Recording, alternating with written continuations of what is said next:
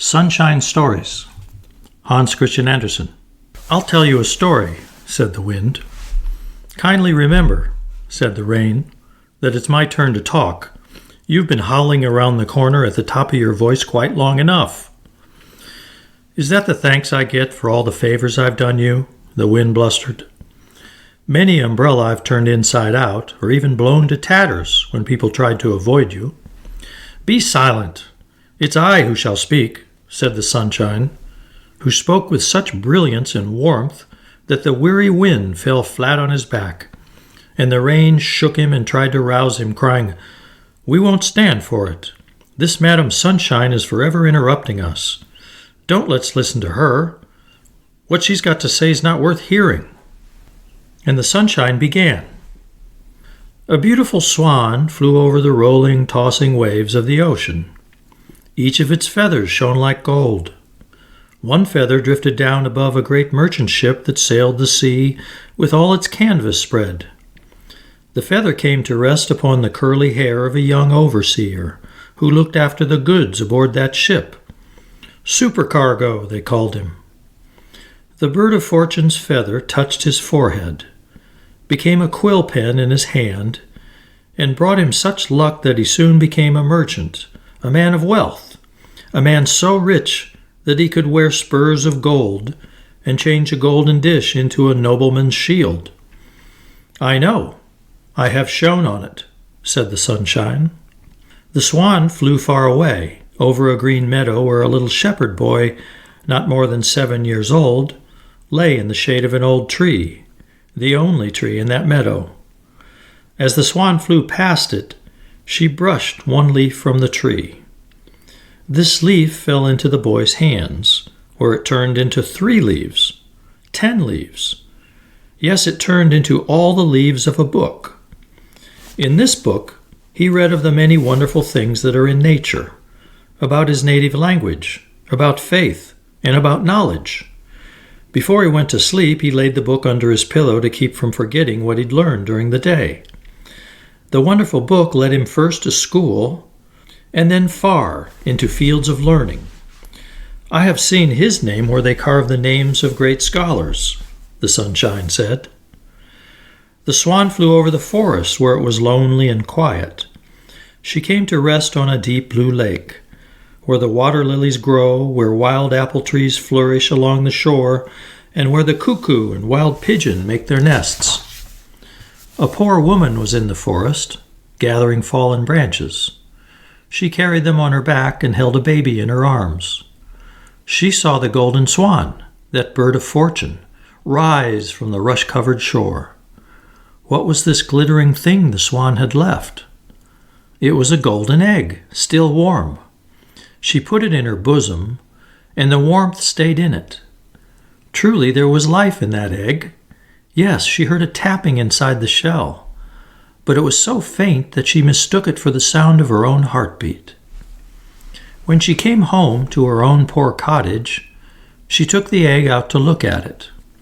"Tick," it said, "tick," as if it had been a costly gold watch. But it was no watch. It was an egg, just about to hatch. The shell cracked open, and a dear little baby swan looked out. It was fully feathered, all in gold, and around its neck were 4 gold rings. As the poor woman had 4 boys, 3 at home and the baby she'd carried in her arms, she knew that one of the rings was meant for each of her sons. As soon as she realized this, the little golden bird flew away. She kissed all of the rings, and she made each son kiss one of them, touch it against his heart, and wear it on his finger. "I saw all of this," said the sunshine, "and I saw what came of it." As one of the boys played in the bed of a stream, he picked up a handful of clay. He turned it and twisted it, and he shaped it in his fingers until he had made a statue of Jason. Like Jason, the young sculptor had found the golden fleece he sought. The second boy ran across the meadow, where there were flowers of every hue. He gathered a handful and squeezed them so tightly that the colored juices wet his ring and splashed in his eye. They stuck to his fingers and colored his thoughts. The days went by, and the years went past, until people in the big city came to speak of him as the great painter. The third boy clenched his ring in his teeth so tightly that it echoed the song that lay deep in his heart.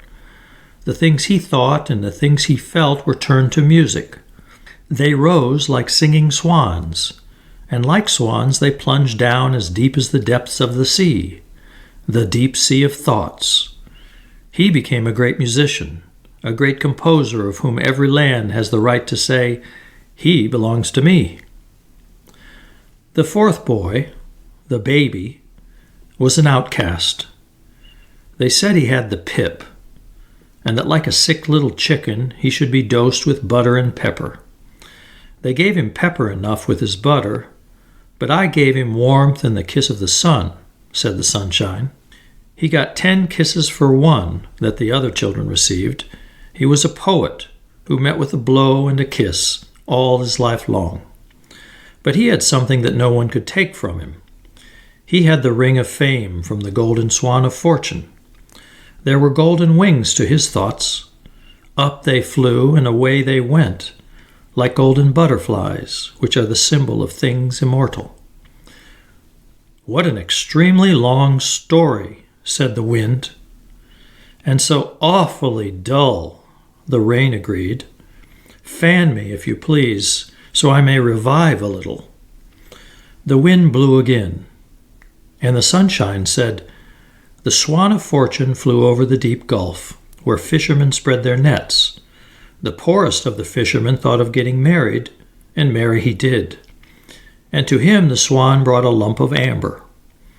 Amber has the power to draw things to it, and it drew the hearts to the fisherman's home. Amber makes the most wonderful incense, and there came a fragrant air as from a church, like a balmy breeze from God's nature. So the fisherman and his bride were happy and thankful in their quiet home. They were content with what little they had, and their life became a complete sunshine story. I think," said the wind, "that these stories should stop. The sunshine has talked long enough, and I am very bored." "So am I," said the rain. "And what do we others who knew this story say?" "We say, now it's out."